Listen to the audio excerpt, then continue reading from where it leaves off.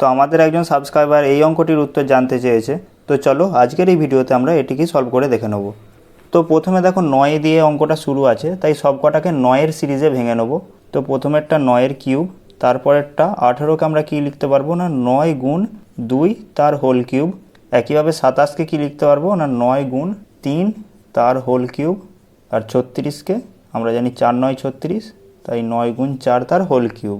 এবার এই 9 cube plus, এবার এই কিউবকে যদি ব্র্যাকেটের ভেতরে আনা হয় তাহলে কি আসবে না 9-এর কিউব গুণ 2-এর কিউব।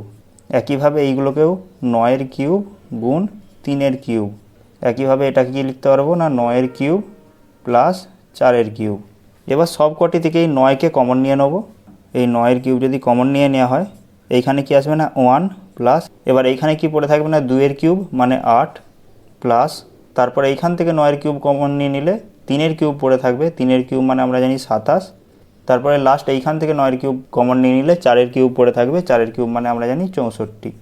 তো এবার এই 9-এর কিউব মানে আমরা জানি 729 গুণ এইগুলোকে যোগ করলে কত আসবে না 100, তার মানে টোটাল কত চলে এলো না 72900, আর এটি হলো উত্তর।